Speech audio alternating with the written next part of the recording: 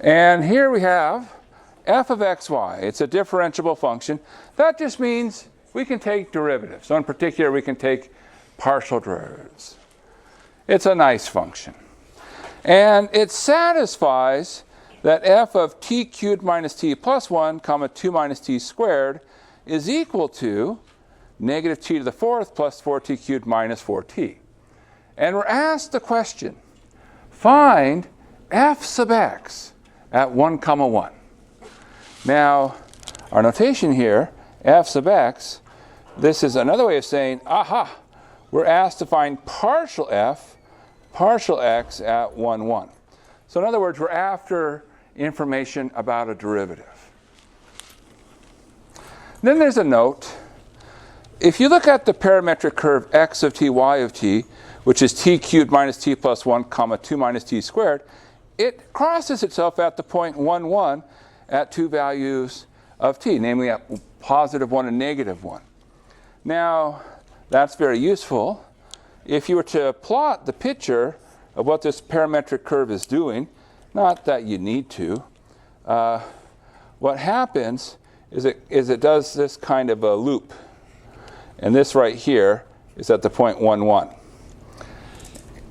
And it turns out that we are able to compute the partial f, partial x at 1, 1. We can even compute partial f, partial y at 1, 1, and nowhere else. We only have just barely enough information to say what happens at that point 1, 1. And the reason we can get away with that is because of the fact that we crossed it twice. So it's right on the very edge of what we can do. That being said, do we have an answer? Did somebody work it out? And I'm a little bit nervous because I modified an old problem, and I hope I modified it correctly so that the right answer is on the list. So I'm hoping somebody says one of the 5 options. 4? Okay, good. That's what I wanted. Oh, whew. Good, good. Well, this problem explains itself, right? So we can, oh, no. This is not one of those problems that explains itself. So let's take a minute to think about what's going on. In terms of things we learned, what is this testing us on? Chain rule. Chain rule deals when you have functions inside of functions. And you'll notice that's what's going on. We have functions going into the x slot and into the y slot. So we do have the situation where we have functions inside a function. So in particular, we think of f depends on x and depends on y, but in turn, these depend on t. So this is how we would chart our dependence.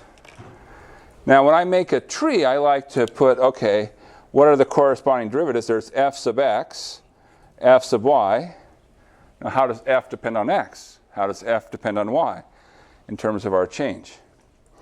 And then we have x sub t and y sub t. Well, instead of saying x sub t, we could just call them x prime and y prime, right? Because they're just functions of one variable.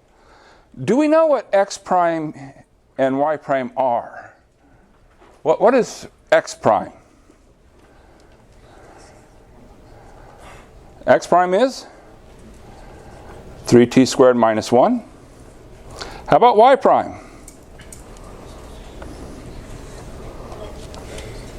Minus 2t. Okay. Well, how do we start?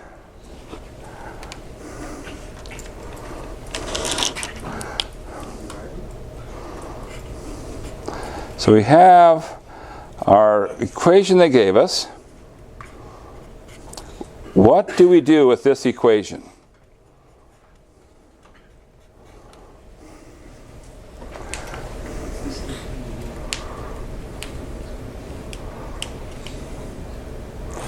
Now, one thing we cannot do is say, let's try to reconstruct f. We cannot. There is not enough information. as tempting as that is. But we're after a derivative. So if we're after a derivative, what should we do? You should take a derivative, right? The question's saying, hey, what's this derivative? So you're like, idea. Let's take a derivative. Now, what are we going to take the derivative with respect to? T. Because things are in terms of t. So, idea, we're going to take a derivative with respect to t. Now, on the left-hand side, we have to use the chain rule. So this would be partial f, partial x, okay, coming down through here. I'm not going to put the points in. Partial f, partial x times x prime, which is 3t squared minus 1, all right? So that's doom, doom. Plus partial f, partial y times minus 2t. That's the derivative of the left-hand side. What's the derivative of the right-hand side? Minus 4t cubed, 12t squared, and minus 4.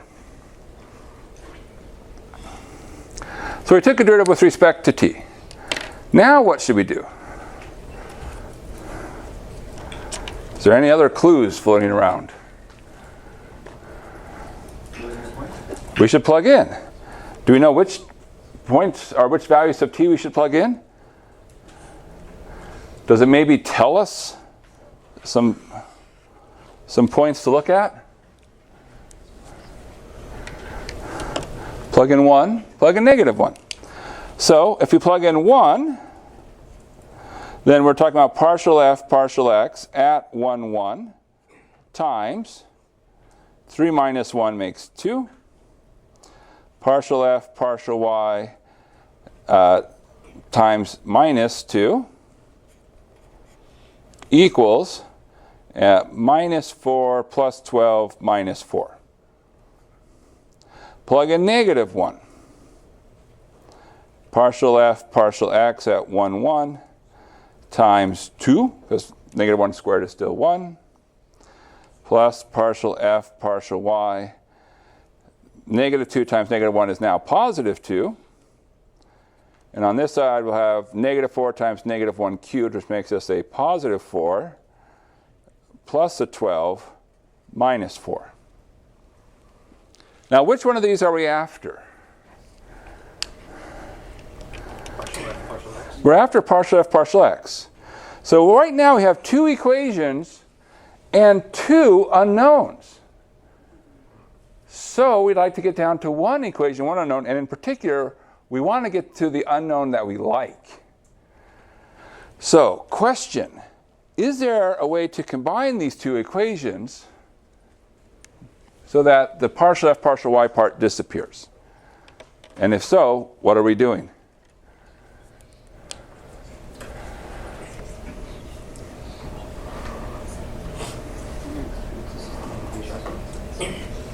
We can add. Because notice, negative 2 and 2 gives you 0. If you add these two together, you have 2 times partial f, partial x at 1, 1. Another 2 times partial f, partial x at 1, 1, giving you 4 partial f, partial x at 1, 1. Over here, the negative 4's cancel. The negative 4 and the positive 4's cancel, excuse me. 12 minus 4 is 8. 12 minus 4 is 8. Put those together, you get 16. So 4 times partial f, partial x at 1, 1 is 16. Or, if you now divide by 4, partial f, partial x at 1, 1 is 4.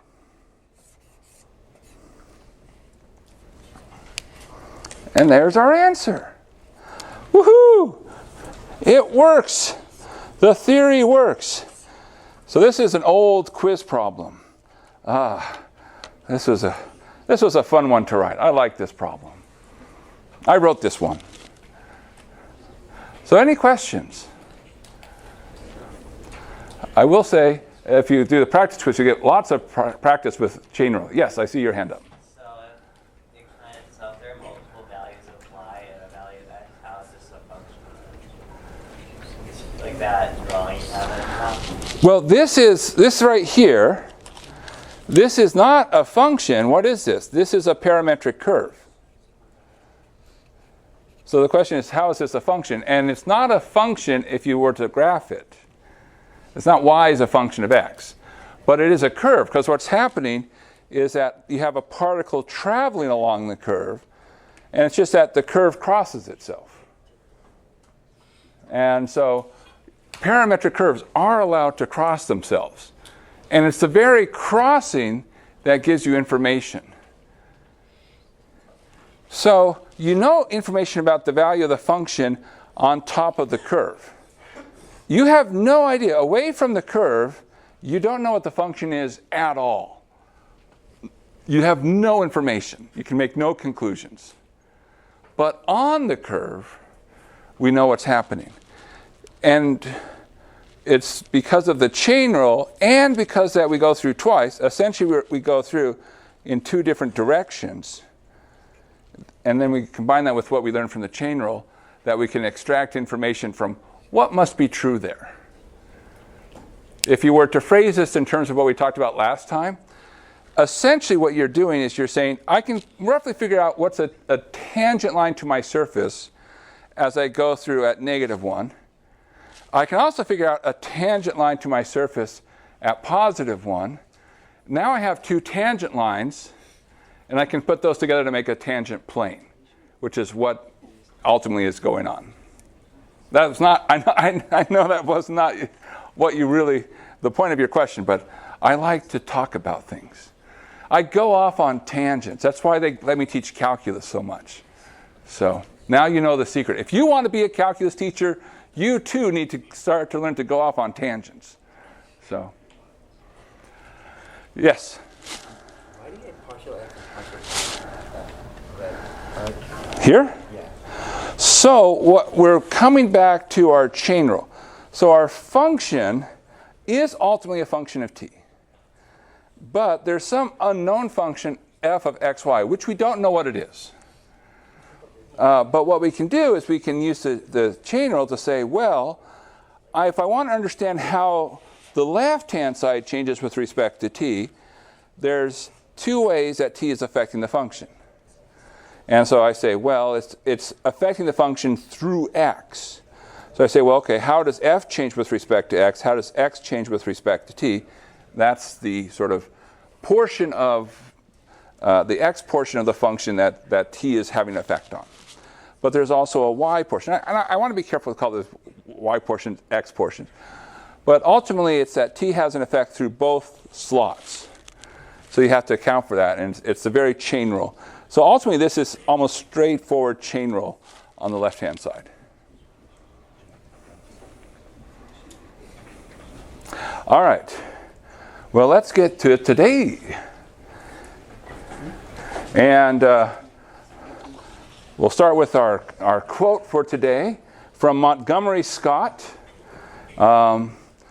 played by a Canadian, but so I guess I'm allowed to fake a Scottish accent since he faked a Scottish accent, but I'll try not to. So said the following: the more they overthink the plumbing, the easier it is to stop up the drain. And what I take from this, try to keep things simple. The more complicated you make something, the more points where things can break, or you lose understanding, or things are wrong. Math is simple. It doesn't mean math is easy. Simple and easy are not the same thing. You should strive to make sure that you don't overcomplicate things which don't need to be overcomplicated. Learn the basics, and oftentimes many ideas are just building off the basics. All right, now where are we going for today? We didn't do implicit differentiation last time, so we're now going to do it today. The good news is it's a very straightforward idea. if you're faced with an implicit differentiation problem, you say, aha, I should think of my function that I'm taking the derivative of as being a function of the other variables, even if I don't know what that function is. And then I take the derivative, and life is good.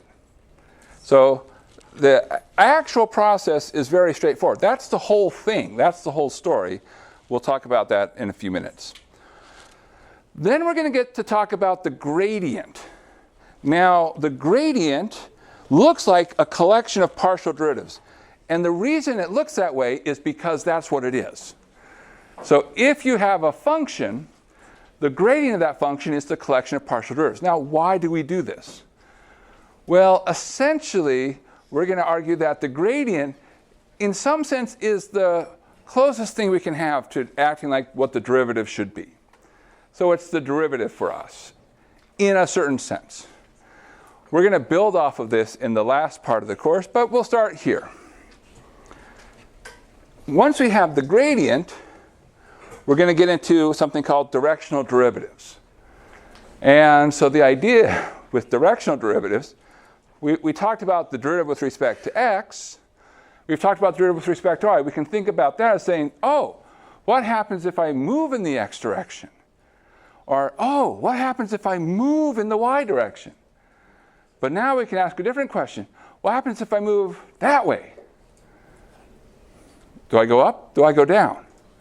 So in other words, I'm not moving in x or y, but at some strange direction. Well, we should be able to answer that, and we can. So that's called the directional derivative, and you can use the gradient to answer that. In particular, if I want to know the derivative, which is the change of the function f in the direction u, which is a unit vector, at a point p, you take the gradient of the function dot u. Now, in terms of our formula sheet, we do have the directional derivative showing up in the bottom left. It's a very popular topic. You can expect to see it on the next exam. We even have a little bit about the gradient showing up. And I will say, last time we did this piece of the formula sheet, we're only one more part of our formula sheet in this part of the course. So there's not a lot on the formula sheet in this part of the course. So we're almost there. So that's where we're going. Let's start with differentiation. And before we do that, let's just remind ourselves about functions. We have explicit functions and implicit functions. But they're still functions, right? So the idea of a function is what? You put an input in, and output comes out. Now, the difference between explicit versus implicit is like how much are you able to look into the machine that's doing this computation. With an explicit function, it's a clear window. In other words, we know exactly how to compute what's going on. We're able to see the machinery on the inside.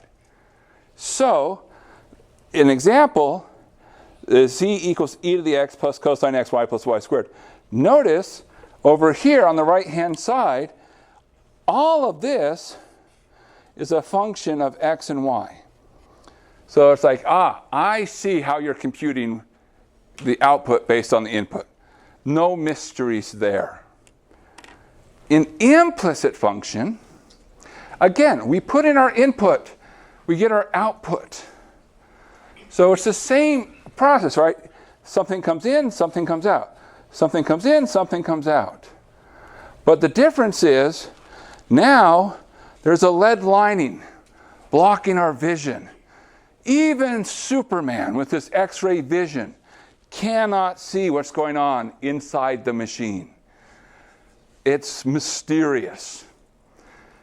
Nevertheless, if you put inputs in, there are outputs. So, what's an example? Z squared plus e to the xy plus cosine xyz equals 4. If you specify an x and a y value, you can find some z, maybe multiple z's, sometimes no z's, but the point is you can find a solution. But how? Well, there's no algebraic way to get z by itself. Because you have one z that's currently inside a cosine and one z that's on the outside of the cosine. And as soon as you try to get something out of the cosine, you trap that inside an arc cosine. There's just no way to algebraically get down to z equals a single function. But nevertheless, I can say, hey, if you give me an xy, there's a z. So, what's the point here? What's our goal?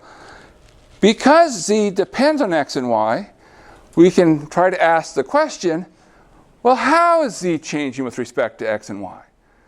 And change is just another way of saying, what's the derivative of the z with respect to x and y? So the goal, even if we don't know the function explicitly, can we say how z is changing with respect to x and y? And the strategy is basically what you see there. You look at it and say, I'm going to treat z like it were a function. I'm going to think that there is some function there. I don't know what it is, but I'll treat it like it was.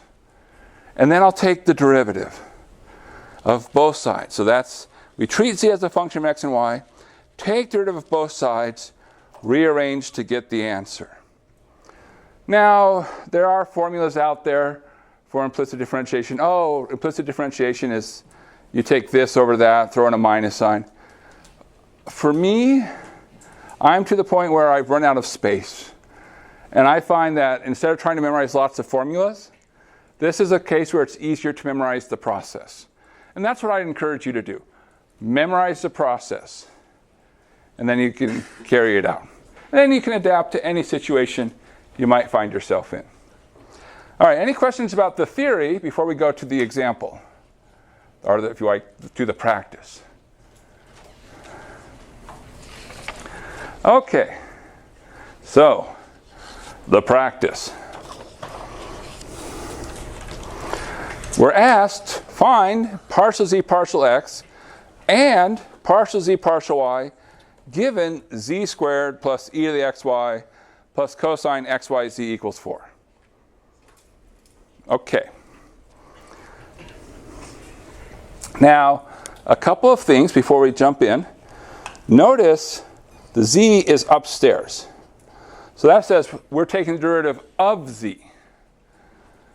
So, when I see that the z is upstairs, I say, aha, that means since it's upstairs, I should think of z as depending on the other pieces. So in this case, x and y. So the z, and I'll highlight this again, is up here. And then the x and y, which are downstairs, that's what we're going to have z depend on. So that's how I should think of z. Now, we never do the following, but I'm going to do it now just to make it clear as we go through the process. What that says is, when you look at this, every time that you see a z, you should really say, oh, this is a function of x and y. So I'm just going to come through, and every time I see a z, I'm replacing it by this z, which depends on x and y. Okay. That's our thought process. Now for the practice. Which one do you want to do first? Partial with respect to x or the partial with respect to y? With respect to x. All right. So, looking at this expression, z squared plus e to the xy plus cosine xyz equals 4, what we're going to do is we're going to take the derivative of both sides with respect to x. Where does an x show up?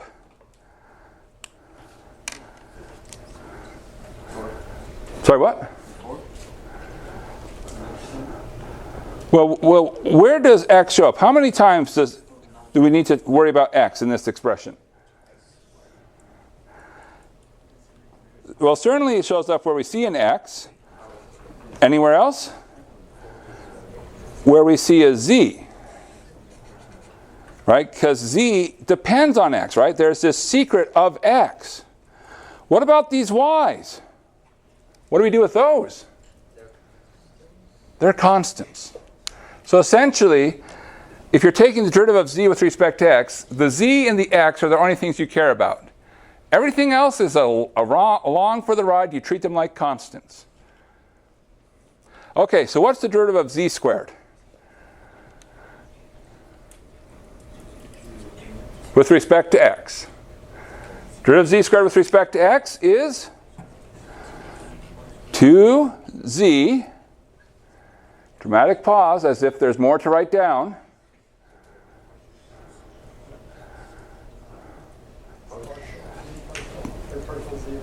partial z partial x. Very good. What rule did we just implement here? Chain rule, right? Because there's this function z of xy inside this function called square. So you took the derivative of the outside, which was you bring the 2 down, the derivative of something squared is the 2 times the something. But then it's like, but now I take the derivative of the inside. So when you see that z, you have to remember it's a function of x.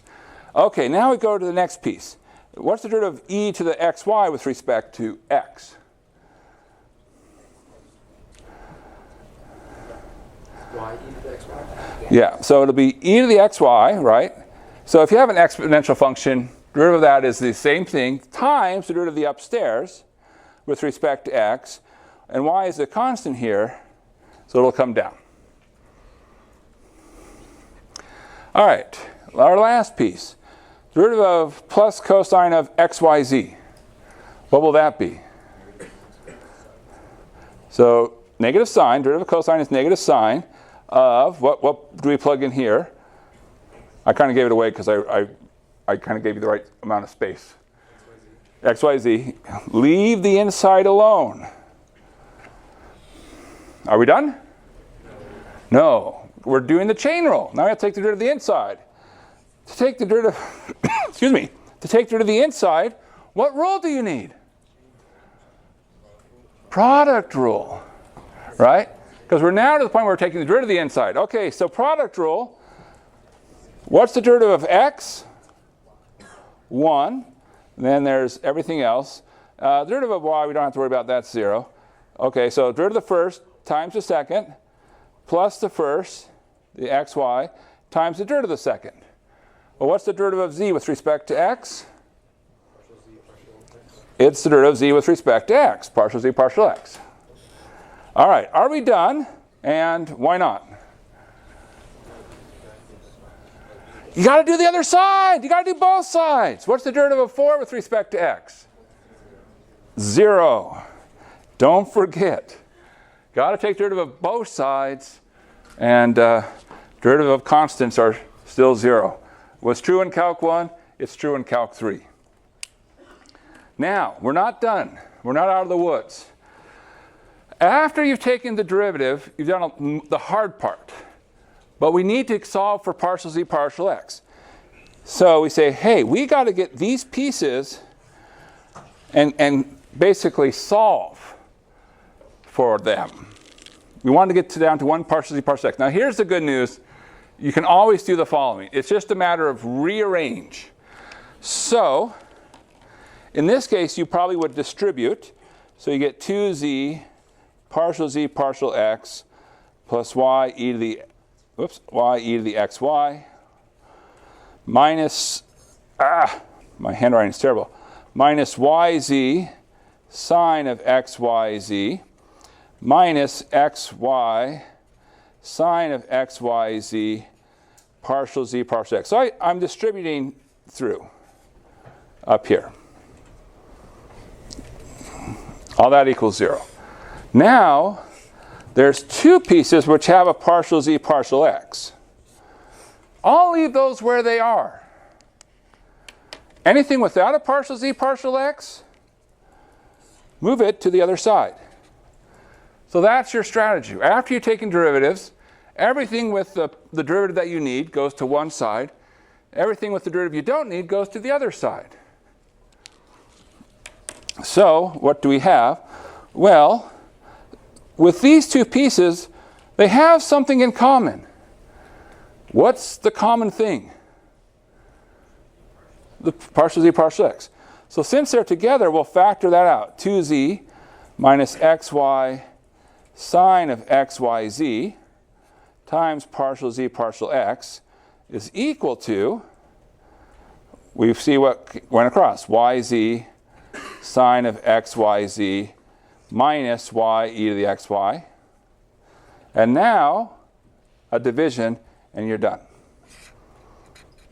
So, partial z, partial x is equal to yz sine xyz minus y e to the xy, divide by 2z minus xy sine xyz. All right. Do you want to do partial z, partial y, or are you comfortable enough with this process that you just can do it later on? We can do it together right now, or we can just move on. Move on, yes? Would we go back to the original equation and then partial x, or partial y? Yeah, so you basically just start over and just do partial, partial y. It's the same idea. So we'll skip the partial z, partial y. Now, you might say, can you find second order derivatives? The answer is yes. What do? Well, if you don't like yourself, you take the derivative here. If you do like yourself, you take the derivative roughly here. And it is possible. Only if you have a really, I don't want to say mean, passionate. If you have a really passionate math instructor, would they ask you to do that? So we'll find out how passionate your instructors are. All right. Passionate? Hmm? Are you that passionate? I have been in the past. I have been. So, but the question is today.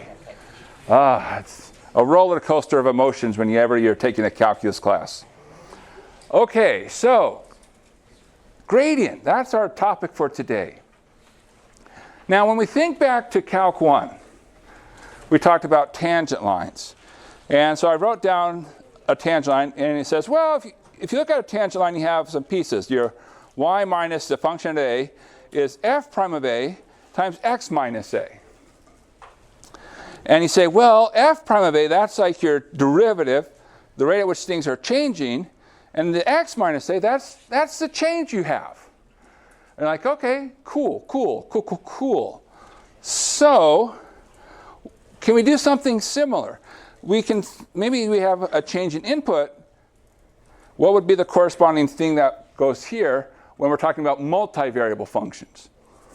So, last time we talked about tangent planes. So we say, great, we've got that formula. We can write it in a similar way.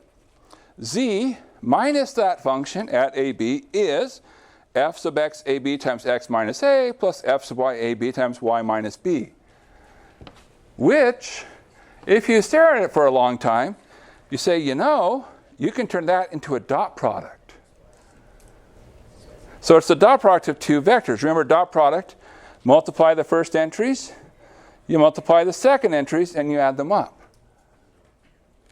And you look at this second vector, x minus a, y minus b. You say, well, wait a second, that's a vector.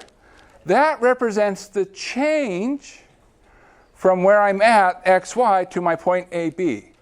That's matching this roll in the tangent line. And so the great aha says, well, if that's the change in the input, then this part should be acting like my derivative. So this seems like a really very useful vector. So we're going to give it a name. We call that the gradient.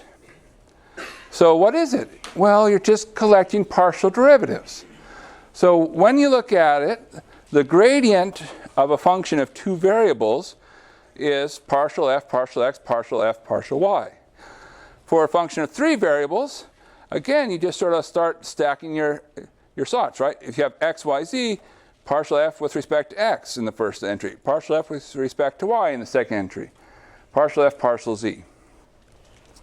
Our notation is we have this thing called upside down triangle. No, we don't call that upside down triangle because that takes too long to say.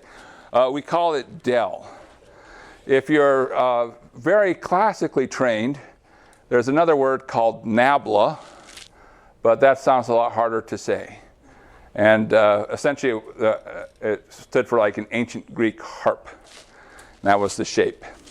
But you should read it as del. Or really more often, we'll read it as gradient of f. So there's this notion of the del operator, which says I'm the collection of partial derivatives. So if you think of del times f, it's like, oh, f is acting as my scaling factor. I throw f into each slot. That's why I get the collection of partial derivatives. Now, in the last 2 or 3 weeks of the course, we're going to use this a lot. So this is a preview. We're just going to do a really special case called the gradient. Now, because it's a collection of partial derivatives, it inherits everything that partial derivatives inherit. And partial derivatives are derivatives, which inherits everything that derivatives do. So in other words, whatever you think should be true is true. What are some examples? It breaks up over addition, and you can pull out constants. In other words, it's linear. It obeys the product rule. The root of the first times the second plus the first times the root of the second. It also obeys the chain rule. So, it behaves like you think it should behave. But the main thing for right now is focus on it's the collection of partial derivatives. That's the key for right now. All right. And we'll get into how to use it. But first, let's actually try it out. So, first question. Find gradient of f of xy for f of xy equals tangent xy plus x cubed minus y squared. Okay. So, what is this going to be? Gradient is a vector. How many entries will we have in this vector? 2, because it's a function of 2 variables. So, in the first slot, what are we going to take the derivative with respect to? X, right? So, the first variable here, this is x, so this will be with respect to x. So, what's the derivative with respect to x? Well, what's the derivative of tangent of xy with respect to x? Derivative of tangent? Secant squared. What do we plug into secant squared, though? xy. All right, are we done with the derivative of tangent xy? Oh, what do we need? Well, I'm asking because I want to make sure we get full points. Oh, you meant the variable y. Oh, classic mistake. I'm sorry. All right. Anything else? Okay, we made it past the tangent xy. Anything else? Taking derivative with respect to x. So remember, this is partial f partial x. 3x squared. Okay. First slot, done. Now we go to our second slot. And our second slot, well, that's going to be with respect to y. So, similar process. We want to find partial f, partial y. So, what do we get? Derivative of tangent is still secant squared. But now, what goes in front? X. Derivative of x cubed with respect to y? 0. Derivative of minus y squared with respect to y? Minus 2y. All right. Now, that's it for that problem. That's how quick it is to find the gradient. It's just basically, hey, let's find all our partial derivatives. Now, the second one, we'll do this one a little bit faster, but you might say, whoa, hold on. You have some strange variables here, z, u, p. Are we allowed to use different variables other than x, y, z? Yeah, we're allowed. Does it change the process? No, it just changes what we write down. And it gives us chances to say other things like, what's up? You know, right? All right. So, now that we got that out of the way, the gradient h zup, what's going to go in the first slot? Which partial derivative? Right, you can read off the order based on what's in here. So z was the first slot, so you have to take derivative with respect to z, which is 2zu. There's no z here. There's a z here. So p is a constant. I see a log, I put a fraction. Z squared plus 1. And then take derivative of that with respect to z is 2z. All right, comma. So that was our first slot. This is our partial h partial z. In our next slot, what are we taking the derivative with respect to? U. Yeah, u. That's exactly right. Derivative with respect to u? Z squared. And then the next part? 3u squared e to the p. And the last part? Nothing, because there's no u. Without u, it's nothing. It's probably some sort of like slogan that Iowa State would like to adopt. Without u, we're nothing. All right. Last thing with respect to p. First entry, boom, gone. Second entry, u cubed e to the p. Last entry, log z squared plus 1. All right, so that's partial h, partial p. Okay, so gradients, wonderful. It's kind of like what we've done before, but we haven't yet proven its usefulness. That's the next piece. So what's the next piece? Directional derivatives. So, imagine, if you will, you were out in a place with hills. They do exist. And you were standing on a hill. And you said, okay, if I start walking in a particular direction, how steep is it? In other words, what's the rate of change in a particular direction? That's the goal of directional derivatives. We have some sort of function, which we can think of as being a surface in space. We say, okay, what's the rate of change of the function as we move in a particular direction? That's what we want to find. So it depends. We could try to move uphill. The rate of change would be a very positive number if we try to move as fast as we could uphill. We could try to move downhill, which would be a negative number, but we could also try to stay on the level. So it depends on the direction. So how do we find this? Well, we take the notation here. D stands for derivative, U, direction. And when we're representing direction, we always use a unit vector. Unit vector is for direction. We need to know the function, which is our surface. We need to know our location, which is our point. So those are the pieces. If I want to know, excuse me, if I want to know my rate of change, I think of, well, what does the derivative look like? It's the change of the output over change in the input. And in this case, the change in the input is just how far I move. So I'm thinking of moving h times u, so I'll think of the amount I move is h. Now, we'll take a limit as h goes to 0. There's a technicality about approaching from above. Don't worry about this. I already mentioned this. We've taken some directional derivatives already. If you choose your vector to be 1, 0, that says I'm just perturbing x. So my directional derivative is partial f partial x. If my vector is 0, 1, it says I just move strictly y. So my directional derivative is partial f partial y. But we want to go in a different direction. Maybe not x, maybe not y. So, can we do it? The answer is yes.